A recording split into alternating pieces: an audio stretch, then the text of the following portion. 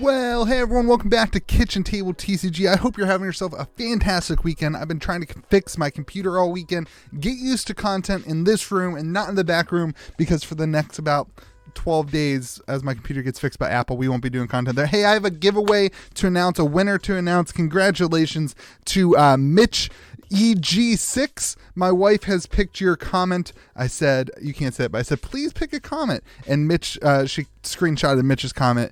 This was for the 1 year celebration, the Crucible of War first edition box opening that I did. Mitch said, congrats on your channel 1 year anniversary. Congratulations to all your milestones this year, Louie. You are the one who compelled me to want to support you and others through Patreon since last December. Thank you so much for your support, Mitch. And thank you for supporting the other content creators too.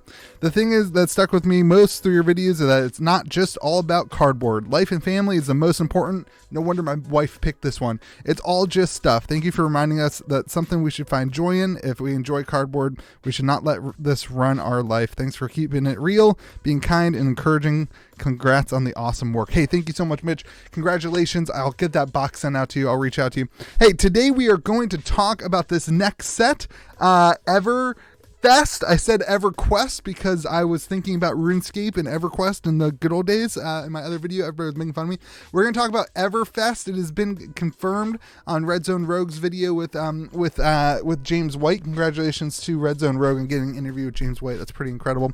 And we are going to talk about some of the things. I've got some spicy takes. Like here's a hot take for you. You ready for it? Every legendary reprinted in this set. I'm going to show you the evidence. This is tinfoil hat. I don't have one. I've been trying to fix this stupid computer. This is tinfoil hat stuff.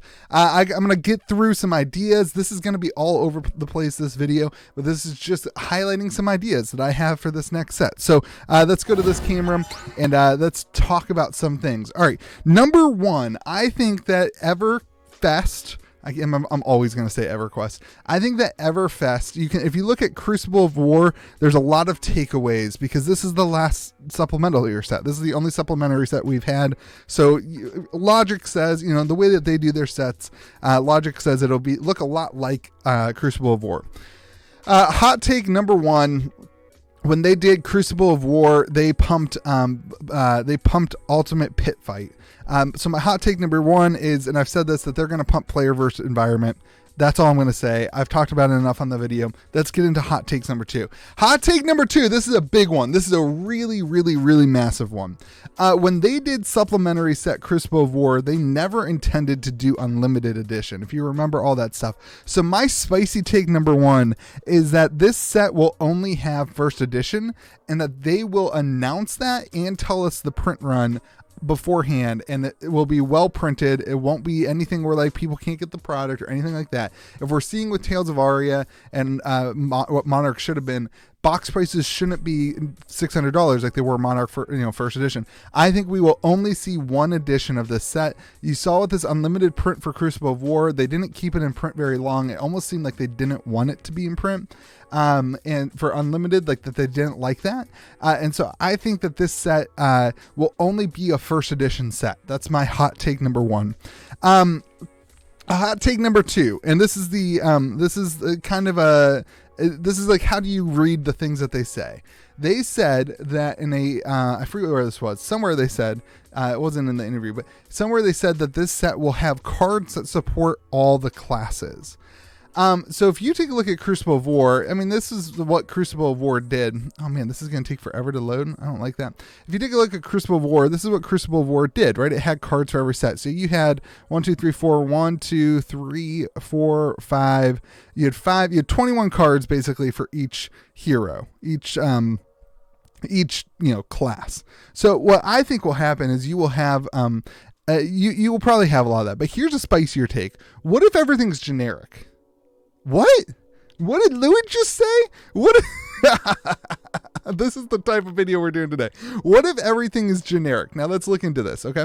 What if everything is generic? Let's take a look at the card galleries, and this is why I'm going this route. And this is just hey, look, by the way, you can see my if you go to the deck, oh, that's cool. All right, sorry, I'm distracted. Let's go to Tales of Aria, and this is why I say this. Here's what we know about the Fest Carnival based on cards. We've got Ragmuffin's hat and Deep Blue, both cards that appear to be in, in the EVERFEST Carnival. You've got, this guy, he's got the blue thing, he's, flipping cards and whatever. And then in the Ragmuffin's hat, you've got similar, right? You've got, a pipe. Obviously, this is the festival, whatever. So they give hints all the time. Both of these are generic. That's what I want to highlight, is both of those are generic. I think that we could see a pretty heavily focused generic set, and that could be why this is the attitude of, hey, the cards support all the classes. So I think that, I don't know, I tend to lead that way. I don't think what I don't think we'll see is like all cards for Reiner. Like, I don't think we'll see a bunch of just like generic brute cards and stuff like that. My gut says that we'll see like around 15 to 20 cards for each of the 15 to 20 cards for each of the talents. So you'll have some more cards for some more cards for Levia, some more cards for Chain, just like that this set did for those heroes. And it will be focused on the heroes. And then the kind of generic cards, you'll have a big pump of generic cards that I think will kind of be the cards that are for everyone. This is where you can see some of those reprints. Hopefully Command and Conquer's in there. Some of those reprints. Okay, so that's my second take. I'm not saying that it's just generic, because I don't think that that's logical, because these classes, they got so much more support with Crucible War. That being said, that all these classes also apply to those cards, so maybe that's off, and maybe we won't get anything for, see, that's my point. We're not going to get any Ranger cards. They don't need them. Well, Ranger does. That was a bad example. We're not going to get any Runeblade cards. They definitely don't need them. I don't know. I just don't see that happening. All right, now let's talk about the spiciest take. This is Louis'. Mark this Louis' spicy take of the day. Okay. All right. Let's. Can I go to my top down camera? Let me go to my top down camera. Top down and face. Here we go. Oh, that's camera's off. Here we go. Let me turn it off. Let me go to my top down camera, because I want to show you the math that went into this, because it's not just random. Why is this not? There we go. Not just random. Oh, I still have the Legions thing up there. Sorry, it's not on brand. Here we go. It's all right. We're just gonna go this way. We're gonna turn on this light. Here we go.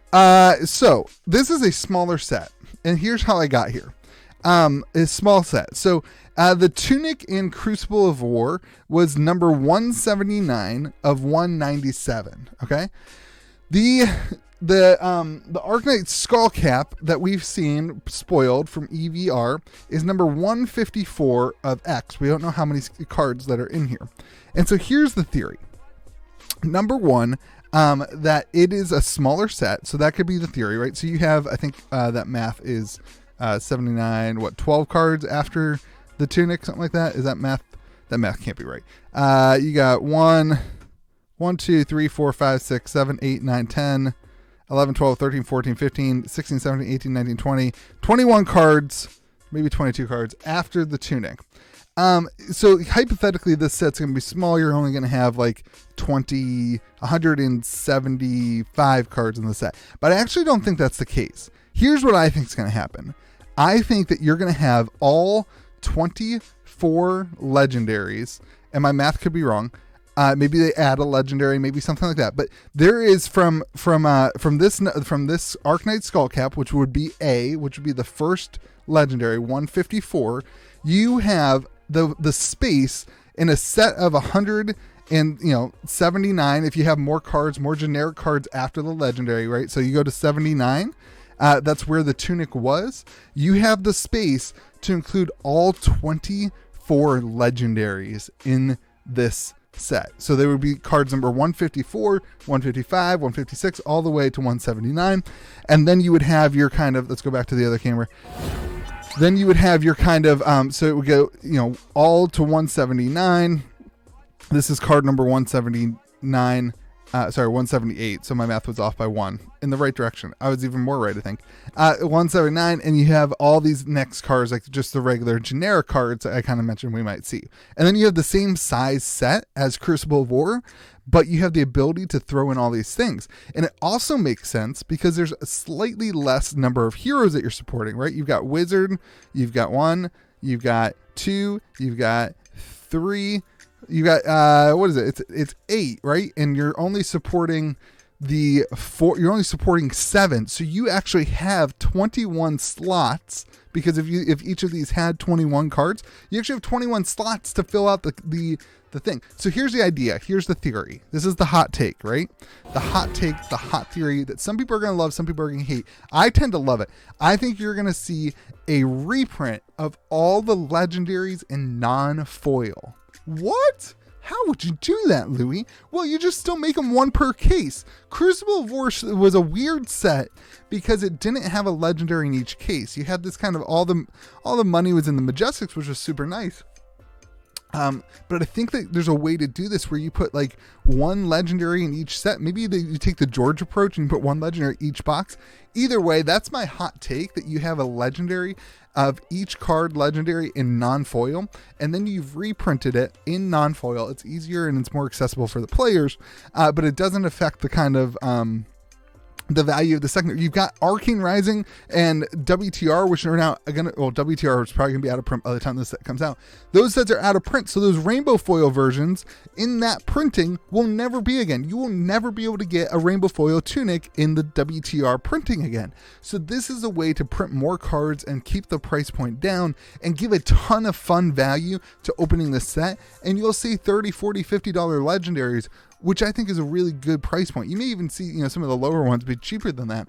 But I just think that it's a possibility that we see every single legendary. It makes sense in the math, and that's what blew me away. It makes sense in the math to see this. It fits in the back end of the set based on Arcane, or based on, mostly based on Arknight Skullcap being number, what number was it? 154. So, last thing I want to highlight, last thing. A lot of people calling for old Shiana. I think that Shiana, the idea behind Shiana was to pump the ultimate pit fight thing. I think that's why Shiana was created. And I don't think Shiana was created for Classic Constructed. I don't think that Shiana was created for any of those things. So if they add a legendary like Shiana, I think it's going to have to do with player versus environment. Maybe not even player versus, if they don't release player versus environment now, maybe it's like a future card that's usable for ultimate pit fight now, but like kind of plays better in... Anyway, I don't think we get adult Shiana. I don't think we want adult Shiana.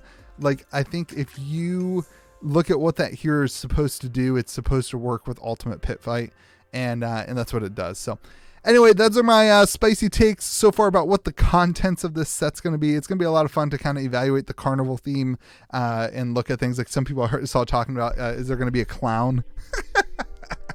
It's gonna be cool. I think there's some really cool stuff to talk about and to theorize. I just want to get that out there, that I think that there's some hot takes there. The only first edition is a hot take, and all legendaries reprinted is another hot take. Anyway, hope you guys have a great day. Let me know what you think in the comment section below, and we will talk to you again in another video.